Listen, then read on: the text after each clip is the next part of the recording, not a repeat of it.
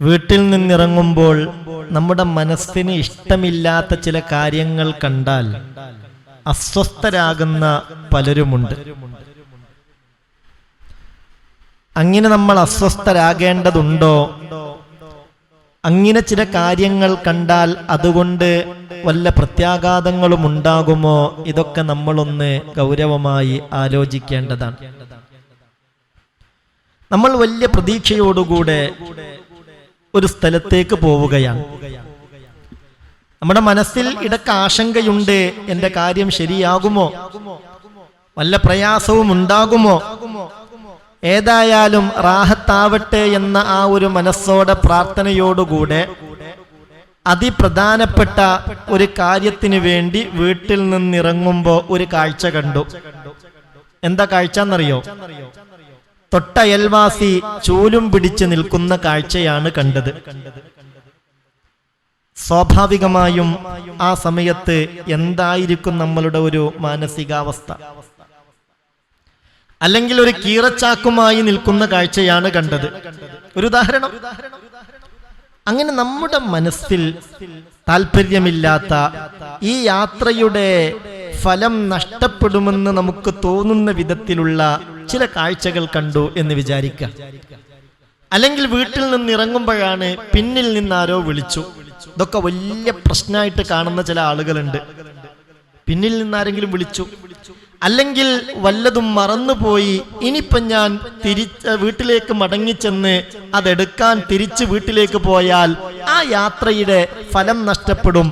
അങ്ങനെയൊക്കെയുള്ള ചില വിശ്വാസങ്ങളുമായി നടക്കുന്ന ആളുകൾ നമ്മുടെ കൂട്ടത്തിലുണ്ട്. ഇല്ലേ? ഉണ്ടല്ലോ. പ്രധാനപ്പെട്ട ഒരു യാത്രക്കൊരുങ്ങി, അപ്പോഴാണ് പഠിച്ചോനെ മൊബൈൽ എടുത്തിട്ടില്ലല്ലോ എന്ന് ഓർമ്മ വന്നു. അല്ലെങ്കിൽ ആ യാത്രയിൽ അനിവാര്യമായ എന്തോ ഒരു അവശ്യ വസ്തു, ഒരു ഫയലോ മറ്റോ എടുത്തിട്ടില്ലല്ലോ, ഇനിപ്പത് എടുക്കാനായി വീട്ടിലേക്ക് തിരിച്ചു പോയാൽ ആ യാത്രയിൽ എന്തോ ഒരു പ്രശ്നം ഉണ്ടാകും, ഉദ്ദേശിച്ച കാര്യങ്ങൾ നടക്കൂല. അങ്ങനെയൊക്കെയുള്ള ചില വിശ്വാസങ്ങളുമായി നടക്കുന്ന ആളുകളുണ്ട്. ഇല്ലേ? എന്തേ നിങ്ങൾ പ്രതികരിക്കാത്തതില്ലേ? ഉണ്ടല്ലോ. ഇവിടെയൊക്കെ നമ്മൾ ശ്രദ്ധിക്കേണ്ട ചില കാര്യങ്ങളുണ്ട്. നമ്മൾ വിശ്വാസികളാണ്. അങ്ങനെ എന്തെങ്കിലുമൊക്കെ കാണുമ്പോഴത്തേക്ക് ആകെ ആശങ്കയായി ആ യാത്ര തന്നെ മുടക്കുന്ന ചില സ്വഭാവമുള്ളവരുമുണ്ട്. അങ്ങനെയാകരുത് നമ്മൾ. അതൊക്കെ ജാഹിലിയ്യ കാലഘട്ടത്തിലുള്ള വിശ്വാസമാണ്. ജാഹിലിയ്യ കാലഘട്ടത്തിൽ ഒരാൾ തന്റെ വീട്ടിൽ നിന്നൊരു ആവശ്യത്തിനിറങ്ങവേ ഒരു മൃഗത്തെ കണ്ടു. ആ മൃഗത്തിന്റെ ചെവി മുറിഞ്ഞിട്ടുണ്ട്, അല്ലെങ്കിൽ കാല് മുറിഞ്ഞിട്ടുണ്ട്, അല്ലെങ്കിൽ എന്തോ കാര്യമായ ഒരു ന്യൂനത ആ മൃഗത്തിനുണ്ടെങ്കിൽ പിന്നെ അന്ന് അവർ ആ യാത്ര പോകില്ല. ഇത് വലിയൊരു ദുർലക്ഷണമാണ്, ഇതൊരു അവലക്ഷണമാണ്. ഇത് കണ്ടുകൊണ്ട് നമ്മൾ പോയാൽ യാത്രയിൽ ഫലമുണ്ടാവില്ല എന്നായിരുന്നു ജാഹിലിയ്യ കാലഘട്ടക്കാരുടെ വിശ്വാസം. ഇന്ന് ആ വിശ്വാസം പല നിലയിൽ വെച്ച് പുലർത്തുന്ന പലരും നമ്മുടെ കൂട്ടത്തിൽ ഉണ്ട് എന്നതല്ലേ സത്യം? അല്ലേ? അങ്ങനെ തന്നെയാണല്ലോ കാര്യം. പ്രതീക്ഷയോടുകൂടെ ഇറങ്ങുമ്പോഴാണ് അയൽവാസി രാവിലെ തന്നെ ചൂലും പിടിച്ചിട്ട് ഇങ്ങനെ നിൽക്കുകയാണ്. ഓ, കഴിഞ്ഞു, ഇന്നിനിപ്പോ യാത്ര ചെയ്തിട്ട് കാര്യമല്ല, ഇതുകൊണ്ട് നമ്മൾ കുടുങ്ങിയിട്ടുണ്ട് എന്ന് പറയും. ഇതിനെ കണ്ട് എപ്പോ പോയാലും യാത്രയിൽ ഒരു കുരുത്തുണ്ടാവില്ല, ഉദ്ദേശ ലക്ഷ്യങ്ങളൊന്നും നടക്കൂല, ഒന്നിനൊരു സമയം ഉണ്ടാവില്ല, എന്നാ ഒന്നിട്ട് നടക്കൂല. ഇങ്ങനെയൊക്കെ പലപ്പോഴും പലരും പറയാറുണ്ട്. ഇത് നമ്മൾ ശ്രദ്ധിക്കണം. അഥവാ നമ്മുടെ മനസ്സിന് റാഹത്തില്ലാത്തത് വല്ലതും കണ്ടാൽ നിങ്ങൾ ഇന്നാലിന്ന് ഒരു ദിക്ർ ചൊല്ലിക്കോളൂ. ആ ദിക്ർ ചൊല്ലിയാൽ ആ യാത്രയുടെ എല്ലാ അവലക്ഷണങ്ങളും അതുകൊണ്ടില്ലാതെയാകുമെന്ന് അഷ്റഫുൽ ഖൽഖ് മുത്ത് മുഹമ്മദ് മുസ്തഫ സല്ലല്ലാഹു അലൈഹി വസല്ലമ തങ്ങൾ പഠിപ്പിച്ചിട്ടുണ്ട്. ആ ദിക്ർ നോട്ട് ചെയ്തിട്ടില്ലേ? യാത്രയിൽ നമ്മൾ പ്രധാനപ്പെട്ട ഒരു കാര്യത്തിന് വേണ്ടി പോകുമ്പോൾ നമുക്ക് ഒരു ദുർലക്ഷണമായി തോന്നുന്ന എന്തോ നമ്മൾ കണ്ടു കഴിഞ്ഞാൽ നമ്മൾ ചൊല്ലേണ്ട ഒരു ദിക്ർ.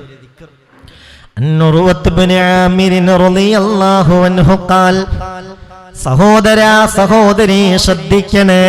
മഹാനായ ഉർവത്ത് ഇബ്നു ആമിർ തങ്ങൾ പറയുകയാണ്, ذكرت الطيرة عند رسول الله സല്ലല്ലാഹു അലൈഹി വസല്ലം ഒരിക്കൽ ഹബീബായ നബി തങ്ങളുടെ അടുക്കൽ വെച്ച് ഈ ത്വീറത്തിനെ കുറിച്ച് പറയപ്പെട്ടു.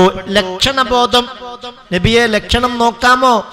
ഒരു യാത്രയിൽ ഞങ്ങൾ യാത്രക്ക് വേണ്ടി ഒരുങ്ങുമ്പോ, യാത്രക്ക് വേണ്ടി ഇറങ്ങുമ്പോ എന്തോ മനസ്സിന് സന്തോഷമില്ലാത്ത ഒരു കാര്യം കണ്ടാൽ അതുകൊണ്ട് ഒരു ദുർലക്ഷണം കണക്കാക്കുന്ന സ്വഭാവമുണ്ടല്ലോ. ഇതേക്കുറിച്ച് ഹബീബായ നബിയോട് പറയപ്പെട്ടപ്പോൾ ഫഖാല, അല്ലാഹുവിന്റെ റസൂൽ പറഞ്ഞതിങ്ങനെയാണ്, അഹ്സനുഹാ അൽ ഫഅൽ, അതിലേറ്റവും നല്ലത് അൽ ഫഅലു, ഫഅലാണ്. അതായത് കലിമത്തുൻ ത്വയ്യിബാ, നല്ല വചനങ്ങൾ കേട്ടാൽ അൽഹംദുലില്ലാഹ് സന്തോഷമാണ്. അങ്ങനെയുണ്ട്. നമ്മൾ ഒരു പ്രധാനപ്പെട്ട ഒരു യാത്രക്കാണ്ട് ഒരുങ്ങി നമ്മൾ ദിക്റോ കണ്ട് ചൊല്ലി സലാം പറഞ്ഞിട്ട് ഇറങ്ങുമ്പോഴാണ് സഈദ് സഈദ് സഈദ്, വിജയ് വിജയ് വിജയ് എന്ന് ഒരാൾ മറ്റൊരാൾ വിളിക്കുന്നത് നമ്മൾ കേട്ടു. അതൊരു നല്ല ലക്ഷണമാണ്. അതാണ് അഹ്സനുഹാ അൽ ഫഅൽ, അൽ ഫഅലു കലിമത്തൻ ത്വയ്യിബാ, ഒരു നല്ല വാക്ക് കേൾക്കുന്നത് സന്തോഷമാണ്. അല്ലാഹുവിന്റെ റസൂൽ സല്ലല്ലാഹു അലൈഹി വസല്ലമ തങ്ങൾ ഇങ്ങനെ സന്തോഷത്തിന്റെ കലിമത്തുകൾ കേട്ടപ്പോൾ ഹബീബ് പറഞ്ഞിട്ടുണ്ട്, അൽഹംദുലില്ലാഹ്, ഇത് നല്ല ലക്ഷണമാണ്, ഇത് യാത്ര സഫലമാകുമെന്നതിന്റെ അടയാളമാണ്. ഇനി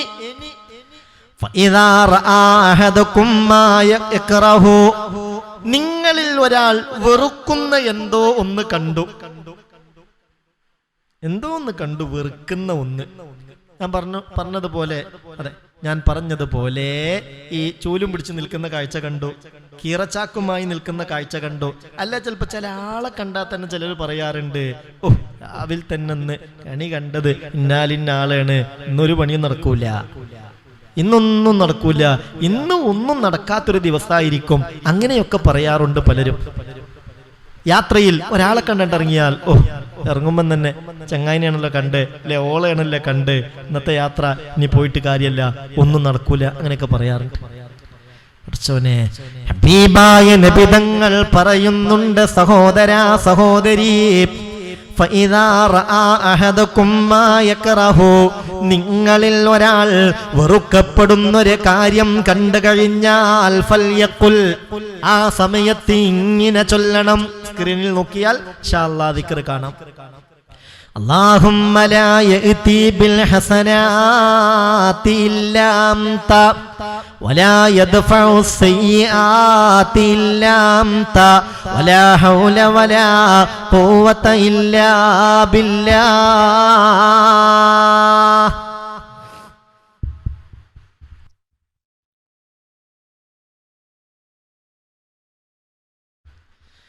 اللهم لا يأتي بالحسنات إلا أنت ولا يدفع السيئات إلا أنت ولا حول ولا قوة إلا بالله. ഈ ദിക്ർ ഒരാൾ ചൊല്ലിയാൽ അയാൾക്ക് യാതൊരു ദുർലക്ഷണവും അനുഭവപ്പെടുകയില്ല, അയാൾക്ക് യാതൊരു പ്രയാസവും നേരിടുകയില്ല. എന്താ ഇതിന്റെ അർത്ഥം? എന്താണ് ഇതിന്റെ അർത്ഥം? അല്ലാഹുമ്മ, അല്ലാഹുവേ, ലാ യഅതി ബിൽ ഹസനാതി ഇല്ലാ അൻത, ഹസനാത്തുകളെ, നന്മകളെ നിന്നെ കൊണ്ടല്ലാതെ കൊണ്ടുവരാൻ കഴിയില്ല. ഒരു നന്മ എന്നിലേക്ക് എത്തിക്കണമെങ്കിൽ നിന്നെ കൊണ്ട് മാത്രമേ കഴിയൂ റബ്ബേ. വലാ യദ്ഫഉ സയ്യിആതി ഇല്ലാ അൻത, ഒരു സയ്യിആത്തിനെ, ഒരു മോശപ്പെട്ട കാര്യത്തെ തട്ടിമാറ്റാനും നിന്നെ കൊണ്ടല്ലാതെ കഴിയില്ല. വലാ ഹൗല വലാ ഖുവത ഇല്ലാ ബില്ലാഹ്. ഒരു കഴിവും ഒരു ശക്തിയും അല്ലാഹുവേ നിന്നെ കൊണ്ടല്ലാതെ ഇല്ല റബ്ബേ. ഈ ദിക്റങ്ങ് ചൊല്ലിയാൽ പിന്നെ ആ യാത്രയിൽ നിങ്ങളുടെ മനസ്സിന് ഇഷ്ടമില്ലാത്ത എന്ത് കണ്ടാലും അതിൻ്റെ ഫലമായി ഒരു പ്രയാസവും നേരിടേണ്ടി വരില്ല എന്ന് അഷ്റഫുൽ ഖൽഖ് മുഹമ്മദ് മുസ്തഫ സല്ലല്ലാഹു അലൈഹി വസല്ലമ തങ്ങൾ പഠിപ്പിച്ചിട്ടുണ്ട്. ശ്രദ്ധിക്കണം, പറയുന്നത് ശ്രദ്ധിക്കണം. ഒരാൾ അയാളുടെ വീട്ടിൽ നിന്നിറങ്ങുമ്പോ അയാൾക്ക് മാനസികമായി വിഷമമുണ്ടാക്കുന്ന, അയാൾക്ക് ഇഷ്ടമില്ലാത്ത എന്തോ ഒരു കാഴ്ചയാണ് അയാൾ കണ്ടതെങ്കിൽ ഇനി എൻ്റെ യാത്ര സഫലമാകില്ല എന്നു പറയണ്ട. മറിച്ചയാൾ ഇങ്ങനെ ചൊല്ലണം: അല്ലാഹുമ്മ ലാ യഅതി ബിൽ ഹസനാതി ഇല്ലാ അൻത വലാ യദ്ഫഉ സയ്യിആതി ഇല്ലാ അൻത വലാ ഹൗല വലാ ഖുവത ഇല്ലാ ബില്ലാഹ്. അല്ലാഹുവേ, ഹസനാത്ത് കൊണ്ടുവരാൻ നിന്നെ കൊണ്ടല്ലാതെ കഴിയില്ല, സയ്യിആത്തിനെ തട്ടി നീക്കാനും നിനക്കല്ലാതെ കഴിയില്ല. ലാ ഹൗല വലാ ഖുവത ഇല്ലാ ബില്ലാഹ്. ഒരു കഴിവും ഒരു ശക്തിയും അല്ലാഹുവിനല്ലാതെ മറ്റൊരാൾക്കുമില്ല. ഇതങ്ങ് ചൊല്ലിയാൽ ഇത് റബ്ബിലേക്ക് ഏൽപ്പിക്കലാണ്. എല്ലാ ആശങ്കകളും മാറിക്കിട്ടും, എല്ലാ കാര്യത്തിലും ബറക്കത്തുണ്ടാകുമെന്ന് അഷ്റഫുൽ ഖൽഖ് മുഹമ്മദ് മുസ്തഫ സല്ലല്ലാഹു അലൈഹി വസല്ലം. നമ്മൾ യഥാർത്ഥ വിശ്വാസികൾ ഇങ്ങനെ എന്തെങ്കിലുമൊക്കെ കാണുമ്പോഴത്തേക്കും കേൾക്കുമ്പോഴത്തേക്കും ആശങ്കപ്പെട്ട് ഒരു തരം വസ്വാസിന് അടിമകളായി മാറാൻ പാടില്ല. അങ്ങനെയൊക്കെ എത്രയോ ആളുകളുണ്ട്. ചിലപ്പോൾ അമ്മാരെന്നെ പറയും, എന്തോ ഒരു സംഗതി വീട്ടിൽ നിന്ന് പുറത്തിറങ്ങുമ്പോൾ എടുക്കാൻ മറന്നുപോയി.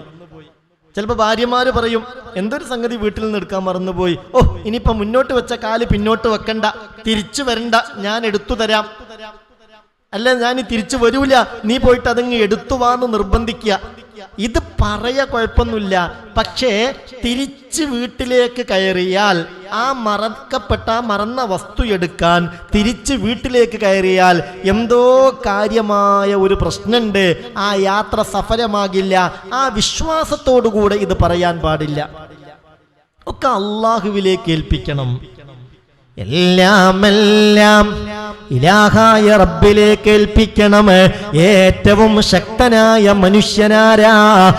ഇബ്നു അബ്ബാസ് റളിയല്ലാഹു അൻഹു ഖാൽ, ഇബ്നു അബ്ബാസ് തങ്ങളിൽ നിന്ന് നിവേദനം, ഖാലൻ നബിയ്യു സല്ലല്ലാഹു അലൈഹി വസല്ലം, ഹബീബായ നബി തങ്ങൾ പറഞ്ഞതാണ്, മൻ സറഹു അൻ യകൂന ഖവൻ നാസ് ഫൽയതവക്കൽ അലല്ലാഹ്.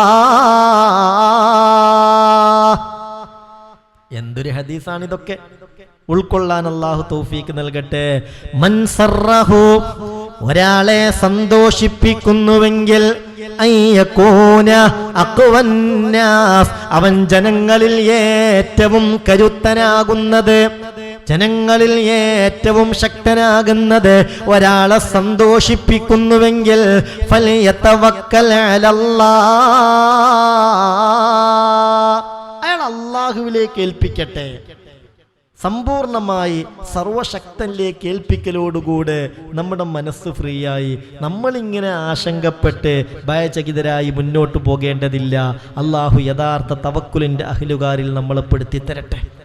ഈ വിഷയത്തിലൊക്കെ അങ്ങനെ ഒരു തവക്കുൽ നമുക്കുണ്ടാവണം. എല്ലാത്തിലും വസ്വാസ് കാണുന്ന ആളുകളുണ്ട്, എല്ലാത്തിലും ഒരുതരം ഒരു ഉറപ്പില്ലായ്മ. അള്ളാഹുവിലൊക്കെ വിശ്വാസം ഉണ്ടെങ്കിലും എന്തെങ്കിലും ഒരു ചെറിയ ഒരു യാത്രക്ക് ഇറങ്ങി, വാഹനത്തിലേക്ക് കയറി, കാറായിട്ട് മുന്നോട്ടെടുക്കുമ്പോൾ ഒരു കറുത്ത പൂച്ച നേരെ വെൽങ്ങനായിട്ട് പോയാൽ, പടച്ചോനെ എന്തോ ആപത്ത് വരാനുണ്ട് കേട്ടോ, ഈ യാത്ര പോകാതിരിക്കലാ നല്ലതെന്ന് പറയാ. ആരാ അത് പറയുന്നത്? ഒരു യഥാർത്ഥ മുഅ്മിൻ, ഒരു യഥാർത്ഥ വിശ്വാസി. എന്ത് വിശ്വാസാണിതൊക്കെ! അങ്ങനെ ഒരു ആശങ്ക നിങ്ങൾക്കുണ്ടെങ്കിൽ, അല്ലാഹുമ്മ ലാ യഅതി ബിൽ ഹസനാതി ഇല്ലാ അൻത വലാ യദ്ഫഉ സയ്യിആതി ഇല്ലാ അൻത വലാ ഹൗല വലാ ഖുവത ഇല്ലാ ബില്ലാഹിൽ അലിയ്യിൽ അലീം. ഖലാസ്, അതിന്റെ പ്രശ്നം തീർന്നു. ഇത് അല്ലാഹുവിലേക്ക് ഏൽപ്പിക്കലാണ്. വമൻ യതവക്കൽ അലല്ലാഹി ഹഖ്ക തവക്കുലിഹി ലറസഖഹും കമാ യർസുഖുത് തയ്ർ തഗ്ദു ഹിമാസൻ വതറൂഹു ബിതാനാ. ഹബീബായ നബിതങ്ങൾ പറയുന്നുണ്ട്, വമൻ യതവക്കൽ അലല്ലാഹി ഹഖ്ക തവക്കുലിഹി, ഒരാൾ തവക്കുലാക്കേണ്ട പ്രകാരം റബ്ബിലേക്ക് തവക്കുലാക്കിയാൽ, ലറസഖഹുമുല്ലാഹു കമാ യർസുഖുത് തയ്ർ, പക്ഷികൾക്ക് അള്ളാഹു ഭക്ഷണം കൊടുക്കുന്നത് പോലെ അവൻ അള്ളാഹു തആല ഭക്ഷണം കൊടുക്കും. എന്താ പറഞ്ഞേ? ഒരാള് തവക്കുലാക്കേണ്ട പ്രകാരം റബ്ബിലേക്ക് തവക്കുലാക്കിയാൽ പക്ഷികൾക്ക് കൊടുക്കുന്നത് പോലെ അള്ളാഹു കൊടുക്കും. പക്ഷി തഗ്ദൂ ഹിമാസൻ വതറൂഹു ബിത്വാന, രാവിലെ ഒട്ടിയ വയറുമായി അത് പുറത്തിറങ്ങുന്നു, അതതിൻ്റെ റിസ്ക് അന്വേഷിച്ചു പോകുന്നു. അങ്ങനെ വതഗ്ദൂ ബിത്താന, നിറഞ്ഞ വയറുമായിട്ടാണ് തിരിച്ചു വരുന്നത്. പക്ഷിയുടെ തവക്കുൽ നോക്കണം. എനിക്കുള്ളതൊക്കെ എത്തിക്കോളെന്ന് പറഞ്ഞത് അതിൻ്റെ കൂട്ടിലിരിക്കല്ല ചെയ്തത്, അതതിൻ്റെ അന്നം തേടിപ്പോയി. അതാണ് തഗ്ദൂ ഹിമാസൻ, രാവിലെ ഒട്ടിയ വയറുമായിട്ടത് പോയി. അപ്പോഴാണ് വതറൂഹു ബിത്താന, വൈകുന്നേരമാകുമ്പോഴത്തേക്ക് നിറഞ്ഞ വയറുമായി അത് തിരിച്ചു വരുന്നത്. അപ്പൊ അവനാൻ ചെയ്യേണ്ടത് അവനാൻ ചെയ്യണം, അവനാൻ ശ്രദ്ധിക്കേണ്ടത് അവനാൻ ശ്രദ്ധിക്കണം. എന്നിട്ടോ എല്ലാം ഇലാഹായ റബ്ബിലേക്ക് ഏൽപ്പിക്കുക. ഇതാണ് യഥാർത്ഥ വിശ്വാസിയുടെ രീതി. അപ്പോൾ ഞാൻ പറഞ്ഞതിൻ്റെ ആകത്തുക, വീട്ടിൽ നിന്നൊക്കെ ഇറങ്ങുന്ന സമയത്ത് എന്തെങ്കിലും അനിഷ്ടകരമായ സംഗതികൾ കണ്ടാൽ അതിൻ്റെ പേരിൽ അതിനെ കുറ്റപ്പെടുത്തി ആക്ഷേപിച്ച് ആ യാത്ര പോലും നിർത്തിവെക്കുന്ന തരത്തിലുള്ള സ്വഭാവമുണ്ടല്ലോ, അതൊന്നും ശരിയല്ല. അതൊന്നും ഒരു യഥാർത്ഥ വിശ്വാസിക്ക് യോജിച്ചതേ അല്ല. നമ്മൾ പൂർണ്ണമായും തവക്കുലിൻ്റെ അഹ്ലുകാരാവണം, അള്ളാഹുവിലേക്ക് ഏൽപ്പിക്കണം. അതല്ലേ മുത്ത് റസൂൽ നമ്മളെ പഠിപ്പിച്ചത്.